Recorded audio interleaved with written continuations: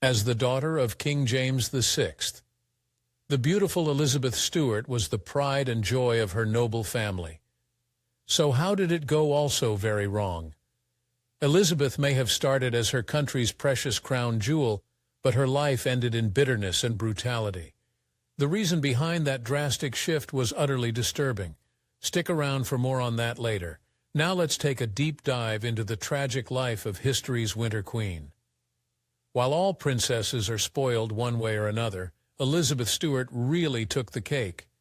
Born in August 1596 to Queen Anne of Denmark, her father, King James VI of Scotland, already had a male heir in Elizabeth's older brother Henry.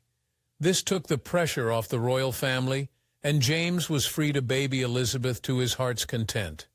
The results were not good. As a young royal, Elizabeth was more than a little prissy. She grew up idolizing her brother Henry, whose golden status as Prince of Wales made him especially attractive to Elizabeth. But that wasn't all. When her baby sister Margaret was born, Elizabeth reportedly paid the girl zero attention, opting instead to lavish it all on, you guessed it, Henry. You can't really blame Elizabeth for turning out self-indulgent. After all, her upbringing was pretty suspect. Although her father, King James, gave her the best tutors, he refused to teach her any of the classics. Why? James thought Latin had the unfortunate effect of making women more cunning. Well, he couldn't have that. Then again, Elizabeth probably could have used more cunning. In 1603, Elizabeth's world changed in an instant. That year, Queen Elizabeth I of England finally passed, handing over her throne to none other than Elizabeth's father, who now added King James I of England to his titles. This illustrious house of Stuart was at the top of the Western world, but the bigger they are, the harder they fall. Oh no, don't get me wrong. At first it was everything the pampered Elizabeth Stuart could have dreamed of. When the Stuarts traveled south to England for James's coronation, Elizabeth joined her mother in a triumphal progress of perpetual entertainment and delighted in the extravagant English court for weeks. It's just the party didn't last long. Elizabeth's new gig as Princess of England was on shaky ground right from the start. The late Queen Elizabeth had left England in a raging conflict between Catholics and Protestants, and many saw the Protestant House of Stuart as a threat to their religious freedom. Eventually it came to an infamous climax, and Elizabeth was right in the middle. In 1605, the notorious gunpowder plot hit England when conspirators tried and failed to depose Elizabeth's father, King James, by blowing up Parliament. But most people don't know Elizabeth's role in the plot. After slaying James, the collaborators intended to put the 9-year-old Elizabeth on the throne in place of her dear old dad. Oh, but there was more.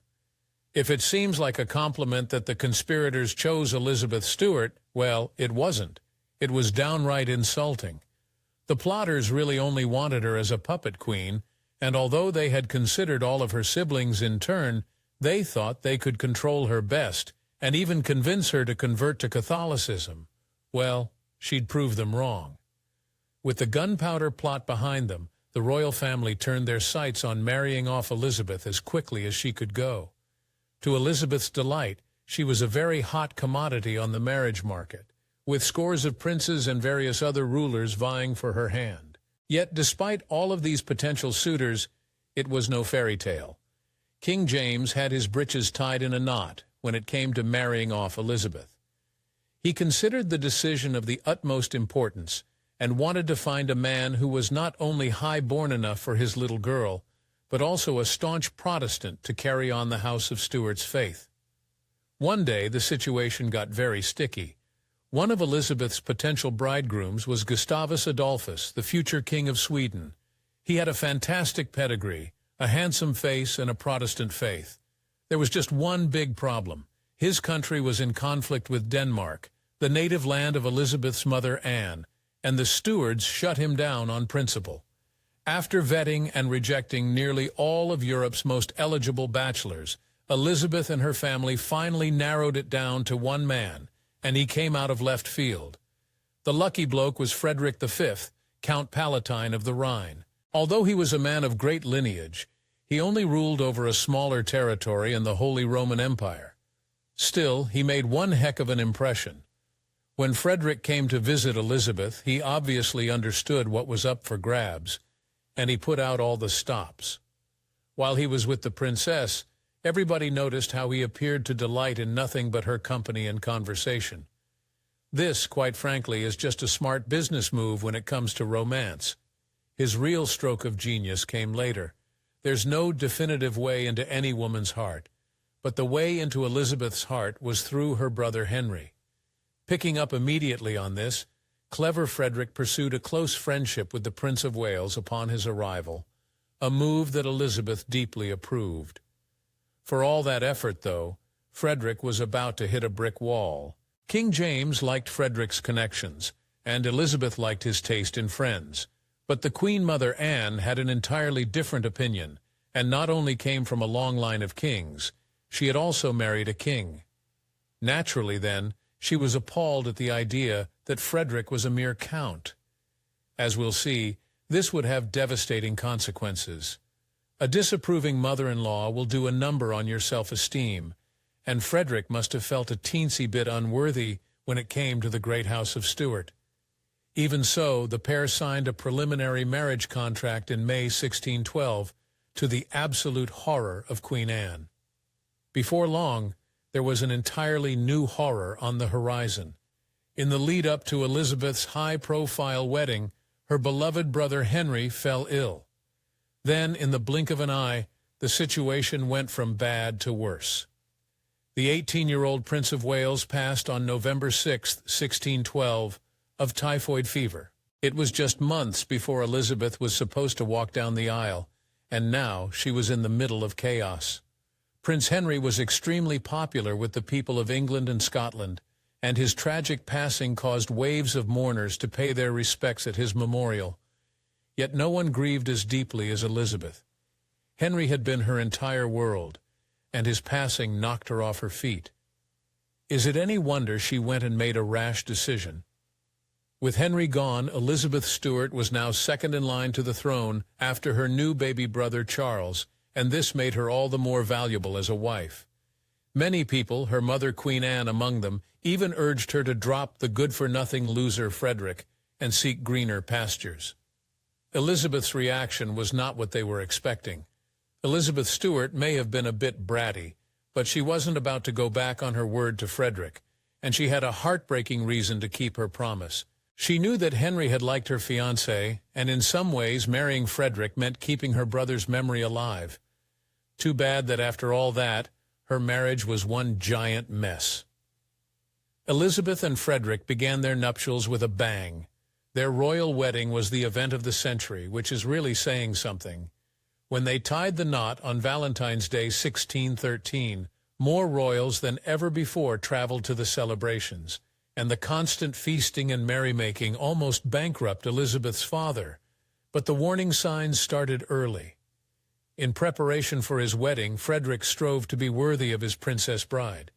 He completely renovated his home at Heidelberg Castle, transforming it into a humble ancestral seat to a sprawling palace complete with a monkey house and a Renaissance-styled garden. It might have been a grand gesture, but it was also a red flag. Frederick was insecure, and Elizabeth held all the power. Right before Elizabeth Stuart left her home in the United Kingdom to live with Frederick in Heidelberg, her father made a bizarre and harmful demand. Instead, he insisted that Frederick promise to treat his little girl Elizabeth like a queen, and to have her take precedence over even his mother, Louise Juliana. Did this go well? Well, what do you think? As it happened, Elizabeth's new mother-in-law, Louise, was none too happy that this spoiled young whippersnapper was arriving in her home country and immediately unseating her from her pride of place. The two women's relationship was frigid forever after, and Elizabeth Stuart would soon need all the friends she could get. It's hard out there for a 17th-century woman, and Elizabeth found this out better than anyone. She and Frederick took her heir and a spare a little too seriously, and for almost the entire span of her marriage, Elizabeth was either pregnant or had just popped out a baby. By the time she was 36 years old, she had 13 children. As we'll see, though, they only brought her heartbreak. In 1619, just as Elizabeth had finally started to settle in Heidelberg, her life went through its biggest transformation yet. That year, the turbulent kingdom of Bohemia found itself in need of a king again, but no one wanted the tense, thankless job. Eventually, they somehow convinced Frederick to take it on, despite the fact he didn't want it either. Except there was one thing driving him. Frederick may not have wanted the crown of Bohemia, but Elizabeth sure did. Like her mother, Elizabeth was used to being around kings and queens, and she darn sure wasn't going to waste her shot at becoming a ruler. She wheedled at Frederick and appealed to his honor to take the job. Well, be careful what you wish for. After Frederick took up the royal seat, the new king and queen of Bohemia moved to Prague, the center of the kingdom, and set themselves up in a palace. It went well at first. Elizabeth got her very own coronation on November 7, 1619, and apparently the new king was received with a genuine joy, but not everyone was happy. As anyone could have told them, Elizabeth and her husband were stepping into a writhing snake pit. See, there was a reason no one wanted to be king of Bohemia. The Holy Roman Emperor Ferdinand already thought he was the rightful heir, and he intended to take the kingdom by force. He came for Elizabeth and her crown, and he did not miss. In the end, Elizabeth's dream of becoming queen turned into an utter nightmare. Ferdinand attacked with all his might, and the newbie royals crumbled with staggering rapidity. By November 8, 1620, almost exactly 1 year since Elizabeth and Frederick took the Bohemian throne, they had lost their crowns as well as the rest of their titles, and then the true horrors began. As Elizabeth's fairy tale world crashed down on her, she fled for her life. Heavily pregnant again, she escaped Prague for Germany, with her lady-in-waiting Amalia of Solms-Brunfels. It did not go how she planned. She and Frederick were now public enemies, and people denied them shelter along the way. Before long, it reached a breaking point. Elizabeth wasn't just pregnant, she was very pregnant, and the shock of the situation didn't help matters. While she and Amalia were scrabbling on doors for survival, the fugitive queen went into labor. She barely managed to eke out a stay at Custern Castle near Berlin to have her 5th child, Maurice. Yet her journey was far from over. After months on the run, Elizabeth and her raggedy household finally managed to find a safe haven in The Hague, thanks to the pity of the Netherlands' Prince of Orange. Even this soured quickly. The court was small, bare bones, and nothing like the extravagance Queen Elizabeth was used to, and she grew restless. Maybe that's why she started causing drama. The humble Dutch court was also chilly, and Elizabeth didn't find many friendly faces around her, which made it all the worse when her closest ally turned into a bitter enemy. Her lady-in-waiting Amalia struck up a romance with the Prince of Orange himself, marrying him in 1625. All of a sudden, Amalia was top dog, not Elizabeth. Spoiler, Elizabeth didn't take this well. Elizabeth could barely stand to watch her friend get all the glory. In fact, she didn't stand it, and the women turned into fierce rivals. They ended up creating 2 separate and competing courts, vying with each other over who could wear the best clothes, throw the best parties, and earn the most admirers. And the piece de resistance was yet to come. While the exiled royal couple were in The Hague, Elizabeth and Frederick still thought constantly of their honor and how they could prove their worth. It seemed natural then, when Frederick decided to join the King of Sweden, Elizabeth's old suitor, Gustavus Adolphus, on the battlefield. It was a date with a cruel destiny. Frederick never returned from his ill-fated trip, but not for the reasons you might be thinking. He not only survived the battlefield, but Gustavus Adolphus also tried to do his fellow royal a solid and offered to help reinstate Frederick as king. Fearing he wouldn't survive a second term as ruler, Frederick declined. Ironically, he didn't survive at all. Back in The Hague, Elizabeth impatiently awaited her husband's return. She ended up heartbroken beyond words. On the way back from the battlefield, an infection that had been ravaging Frederick's body claimed his life at last, and he passed on November 29, 1632, at the age of 36. And then someone had to break it to his queen. When Elizabeth caught wind that Frederick was never coming home, her response was practically unhinged. Her grief very nearly drove her mad, and she refused to eat, drink, or sleep for 3 days running, unable to believe that her husband was really gone forever. When she regained her senses, she had one thought on her mind: revenge. Elizabeth's state was so alarming, her brother Charles I, now King of England, invited her back to Old Blighty to recover. Elizabeth refused. After all, she had bigger plans. She became laser-focused on regaining her son Charles Louis right to the electorate of Palatinate, his late father's old seat. And that wasn't her only big swing. You can't say that Elizabeth was a shrinking violet, and even her approach to mourning Frederick was extra. In 1636, Elizabeth commissioned an enormous memorial portrait of Frederick and herself, requesting that the painting depict a seascape of their supposedly joyous entry into The Hague. And then, in an instant, everything was ruined. In the middle of Elizabeth's ostentatious mourning of Frederick, her old frenemy Amalia came back out of the woodwork, and she one-upped her in the worst way possible. When Amalia's own husband passed, she commissioned an even bigger, better memorial portrait of her own family. Ah, if only Elizabeth's life ended with this petty drama instead of immense tragedy. Over the course of her life, Elizabeth's 13 children dwindled down one by one, but the next decades were the worst. 3 of her surviving children passed within 3 years of one another, and as Elizabeth approached old age, she had less than half of her original brood left living. Fate had been cruel to her, but it was about to get crueler. In 1649, Elizabeth received the most devastating news of her life. England had been experiencing civil turmoil, and the government had brutally beheaded her baby brother, King Charles I, exiling her whole family in the process. That's right. Elizabeth lost her crown, her husband, and now her ancestral royal line. Though Elizabeth mourned her deceased children, she didn't exactly treat the living ones with kindness. Many of them accused her of being a cold, distant mother while they were young, too set on gaining and keeping her throne to coddle them, and she was estranged from them as adults. Of course, this only made the next infamous piece of news more difficult to bear. On June 20, 1646, Elizabeth's son, Prince Philip, slew the notorious French lover Colonel Jacques de Lépinay in a duel, and his reasons were scandalous. According to rumor, Lépinay had provoked Philip by claiming he had not only slept with his sister Princess Louise, but also with his mother, Elizabeth herself. Man, I really hope that rumor isn't true.